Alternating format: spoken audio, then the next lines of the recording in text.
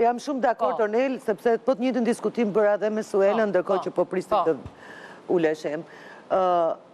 Kemi dy çështje dhe i bashkojmë pa dashje dhe i vendosim një konjetacion ndonjëherë negativ edhe këtyre qenieve njerëzore që meritojnë shërbim.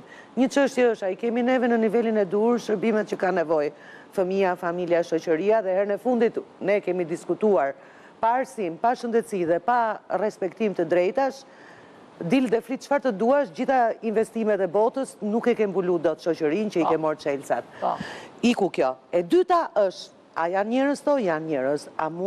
A duhet këta të mbulohen me një shërbim afirmues, sepse edhe deklarata e fundit e shoqatës amerikane të psikologëve del qartë vetëm për ta, për transgjenierët, sidomos adoleshentët dhe fëmijët që për shkak se hynë edhe në situata të shëndetit mendor delikate, si rezultat i kësaj që njihet gender dysphoria, kanë edhe rating më të lartë, atë nivelin më të lartë të suicide, të vetvrasjes.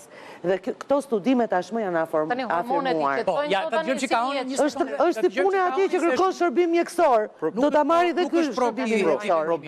Problemi nuk është që ne po i ndihmojmë me hormone, problemi është që ne po çrregullojmë trupin, ne po fusim hormonet që trupi vet nuk i përmban. Pra ne po prishim natyrshmërinë e trupit, pra po fusim hormonet të anasillta që trupi nuk i lejon. Pra ne po përmes këtij urdhri Ministria e Shëndetësisë po e kthen mjekun nga ndihmues të shëndetit në shkatrues të shëndetit. Ku është provuar kjo? Dhe vetë protokolli të tregon... Ju bëri një pyetje. Dhe vetë protokolli të tregon se këto hormone që do të futen në trupin e njerëzve do të komplikojnë, do të kenë potencialin për të krijuar kancer, do të çrregullojnë, do të heqin kapacitetin fertilizues të njerëzve. Pra, çfarë po bëj? Po ta lëm neve trupin e njeriut në natyrshmërinë e vet, njeriu është ky njeri, pra ky njeri që ka këtë pakënaqësi me gjininë e vet,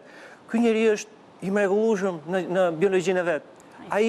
Ai nuk ka asnjë problem, pra si thosh, po ti mazësh tensionin, problem biologjik. Ajo që po bëjmë neve që po i shkatrojmë